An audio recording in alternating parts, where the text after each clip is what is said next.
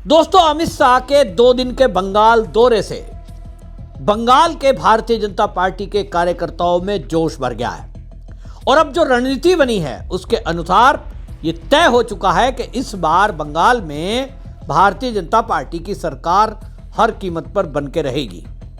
अभी तक हमने देखा कि जब भी कभी लोकसभा या विधानसभा के चुनाव बंगाल में हुए या नगर निगम या ग्राम पंचायत के हुए तो टीएमसी के जो गुंडे हैं वो लोगों को डरा धमकाकर यहां तक कि नॉमिनेशन भी नहीं करने देते थे।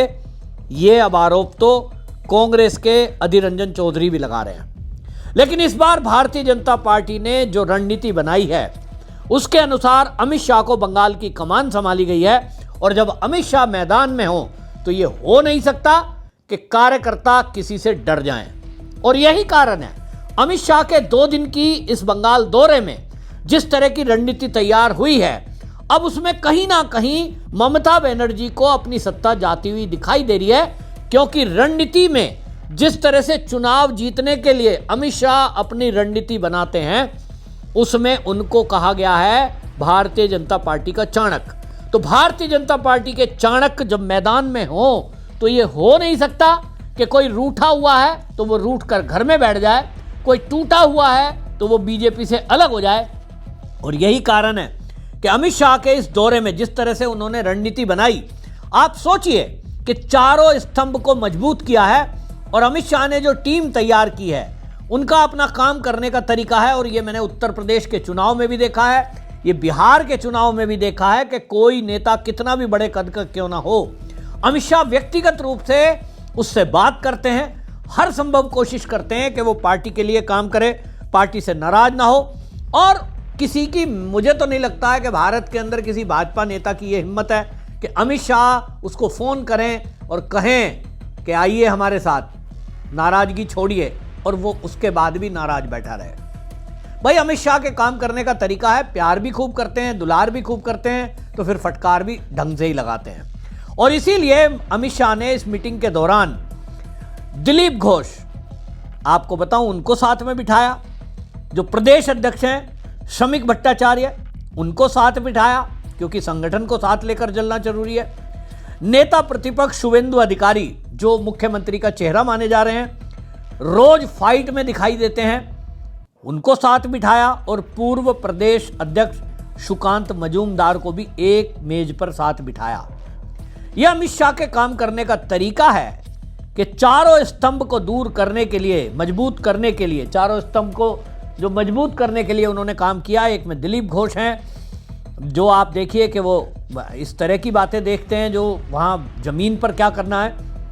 प्रदेश अध्यक्ष हैं, प्रदेश अध्यक्ष के जिम्मेदारी में बढ़ जाती है, क्योंकि जमीनी स्तर पर किसको टिकट देना है, किसको पार्टी में शामिल करना है उस काम में, और कार्यकर्ताओं को एकजुट करने के लिए कहाँ कहाँ किस तरह की मजबूती लानी है, उसमें प्रदेश अध्यक्ष का रोल होता है। वहीं नेता प्रतिपक्ष शुभेंदु अधिकारी शासन प्रशासन लेवल पर, मैनेजमेंट लेवल पर, यानी चुनाव प्रबंध में उनकी मास्टरी है, उनको भी साथ बिठाया। और पूर्व प्रदेश अध्यक्ष सुकांत मजूमदार, जो मैंने आपको बताया, ये जो है ये सब साथ बिठाए। दिलीप घोष तो आपको ये बताऊं कि ये चेहरा है जो मई में ममता बनर्जी से मिले थे, और दिलीप घोष के बारे में उस समय खबर चली थी कि कहीं ना कहीं उनको लग रहा है कि पार्टी में उनको जगह नहीं मिल रही है, तो ममता बनर्जी के खेमे में जाने के प्रयास में है। हालांकि दिलीप घोष ने उन खबरों को गलत बताया था और उन्होंने कहा मीडिया में कुछ भी चर्चा चलती रहे, मैं पार्टी छोड़कर नहीं जा रहा हूं। लेकिन ममता बनर्जी से मुलाकात के बाद ये कयास लगाए जा रहे थे कि कहीं ना कहीं पाला बदल सकते हैं। लेकिन अब उन सब कयासों पर विराम लग चुका है, क्योंकि अमित शाह को मिलकर उन्होंने आश्वासन इस बात का दिया, और ये अमित शाह आश्वस्त हो गए कि भाई अब ये सब लोग मिलकर, और देखो मेरे को जो सूत्रों के हवाले से खबर आ रही है, अमित शाह ने इस मीटिंग में सबको बिठा के एक ही बात बोली कि भाई आप अपने अपने यदि अलग अलग विचारधाराओं से लेकर और अपने अपनी अलग दिशा में काम करोगे तो नतीजा शून्य आएगा। पिछली बार की तरह गुटबाजी होगी, पिछले चुनाव की तरह हमने देखा है कि एक नेता होटल में बैठकर काम कर रहे हैं, जमीन पर है नहीं, एक व्यक्ति मेहनत कर रहा है, बाकी सब लोग इधर उधर हैं। ये काम नहीं चलने वाला है। इस तरह से बंगाल का चुनाव जीता नहीं जाएगा। और अगर चुनाव ही नहीं जीते तो फिर मेहनत करने का फायदा क्या है?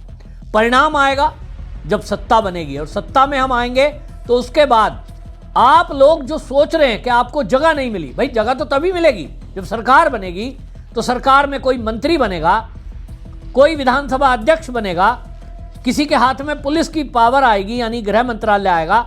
ये सब तब आएगा जब सरकार बनेगी। तो पहली कंडीशन है सरकार बने, और अमित शाह ने समझा दिया। इसलिए सभी मनमुटाव भुलाते हुए एक लक्ष्य ध्यान में रखो कि कैसे हम बंगाल में सरकार बनाएं, और जब ये सरकार बन जाएगी बाकी चीजें बाद में देखी जाएंगी। किसने क्या कहा, किससे क्या नाराजगी है, पहले सभी नाराजगी दूर करते हुए एक साथ एकजुट होकर एक दिशा में काम करो, और टीएमसी को उखाड़ फेंकने के लिए जो जो करना है आप हमें बताइए। हमसे क्या मदद चाहिए, केंद्र से जो मदद चाहिए केंद्र करेगा, राज्य की इकाई यानी कार्यकर्ताओं के लिए क्या चीज की आवश्यकता है हम देंगे, और बाकी आपको जमीनी स्तर पर शासन प्रशासन लेवल पर कोई प्रॉब्लम है तो हमें शुभेंदु अधिकारी इसके बारे में जानकारी देंगे। इस तरह से एक चेन बनाई है, एक सिस्टम बनाया कि कार्यकर्ताओं के बारे में कुछ भी चिंतन करना है, चाहे आपको पैसे की आवश्यकता है, कार्यकर्ताओं को आने जाने के लिए गाड़ी चाहिए, वो सारी सुविधा जो जुटानी है और श्रमिक भट्टाचार्य की जिम्मेदारी है। इसी तरह पूर्व प्रदेश अध्यक्ष सुकांत मजूमदार, उनको भी ये कहा है कि भाई आपको जो अनुभव है उस अनुभव के आधार पर आप पुराने कार्यकर्ताओं को साथ लाइए, कोशिश करिए जो अपनी राष्ट्रवादी विचारधारा के लोग हैं, जो घुसपैठ के मुद्दे पर भारतीय जनता पार्टी के पक्ष में खड़े हों, जो ये चाहते हों कि बंगाल का विकास हो और बंगाल के लोग सुरक्षित हों, ऐसे लोगों को इकट्ठा करिए, राष्ट्रवादी लोगों को पार्टी से जोड़िए। पार्टी से जोड़ने के लिए अभी समय है, लेकिन ऐसी विचारधारा का कोई व्यक्ति भारतीय जनता पार्टी से ना जुड़े जो कल को जीतने के बाद फिर से खेमे को पलट दे, यानी टीएमसी में चला जाए। विचारधारा हमारी से जुड़ा हुआ हो, हमारे हिसाब से चलने वाला हो, ऐसा ही व्यक्ति। अगर आपकी नज़र में कोई पुराना भी है, आपके साथ चला था वो, ऐसे व्यक्तियों को दोबारा लाइए। उसके लिए जो करना है हम करेंगे, आप करिए। और इस सब से एक मंच पर जब बिठाया गया, एक टेबल पर जब सबको बिठाया गया है, तो अब ये कहा जा रहा है कि संगठन मजबूती से अब इस चुनाव को लड़ने की तैयारी कर चुका। अमित शाह ने चारों स्तंभ तैयार किए हैं। जिस तरह की रणनीति बनाई है उसमें आपको बताएं कि अमित शाह ने खुद एक्स पर पोस्ट किया है, पश्चिम बंगाल में टीएमसी के भ्रष्टाचार, हिंसा, तुष्टीकरण और कुशासन के खिलाफ प्रचंड जनाक्रोश है, जो परिवर्तन का बहुत बड़ा संकेत है। आज BJP for Bengal Kolkata zone के 4 जिलों के कार्यकर्ताओं ने घुसपैठिया मुक्त बंगाल बनाने और ममता सरकार को हटाने का संकल्प दोहराया। आने वाले 3 महीने में हमारे कार्यकर्ता एकजुट होकर हर बूथ पर कमल खिलाएंगे और प्रदेश में भाजपा की मजबूत सरकार बनाएंगे। ये अमित शाह ने खुद अपने एक्स हैंडल पे पोस्ट किया है, और उसके साथ ही वो कार्यकर्ता जो सामने बैठे हैं हॉल में, उनकी फोटो पोस्ट की है। ये बता रहा है कि किस कदर तैयारी इस बार अमित शाह की है। पूरा हॉल खचाखच भरा है और भारत माता की जय, वंदे मातरम की जय से गूंज रहा है। ममता बनर्जी घबरा रही है। इन जयकारों को सुनकर ममता बनर्जी के होश उड़े हुए हैं।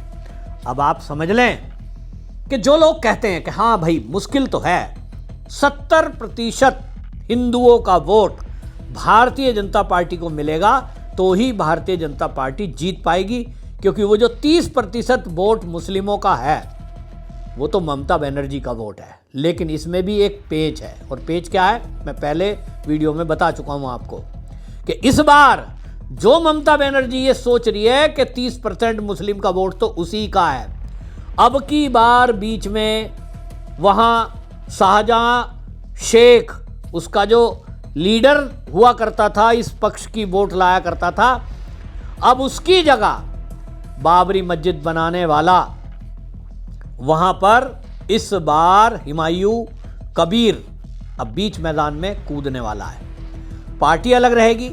तो आप सोचिए कि अब केवल ये बात है कि जो एक फॉर्मूला मुसलमान वोट करते समय तय करते हैं कि जो बीजेपी को हरा पाए उस व्यक्ति को हम वोट देंगे, यहां दूसरी तरफ बात यह है कि मुर्शिदाबाद जैसा एरिया, ऐसी 30% जो आबादी है मुस्लिम कम्युनिटी, भाई वहां तो बीजेपी का कैंडिडेट खड़ा ही नहीं होगा। तो फिर कौन खड़ा होगा? टीएमसी का कैंडिडेट और दूसरी तरफ हुमायूं कबीर की पार्टी का कैंडिडेट। दोनों में मुकाबला होगा। जब इन दोनों में मुकाबला होना है तो मुसलमानों को या तो टीएमसी का कैंडिडेट चुनना है या हुमायूं कबीर की पार्टी का कैंडिडेट चुनना होगा। तब इसका मतलब यह हुआ कि वो जो 30% वोट मुस्लिम है बंगाल में, उसमें फाइट किसकी रहेगी? TMC versus Humayun Kabir. और जो 70% है, उस 70% में टीएमसी वर्सेस बीजेपी। वहां वामपंथी का कोई आधार नहीं है, कांग्रेस का कोई आधार नहीं है। तो भाई 70% में 70% वो जो सीटें हैं, उस सीटों के हिसाब से भारतीय जनता पार्टी को बहुमत मिलने की आशंका, आशा, उम्मीद, ये सब लोग जता रहे हैं। और अमित शाह तो पूरी तरह कन्फर्म है कि भारी बहुमत हमें मिलने जा रहा है।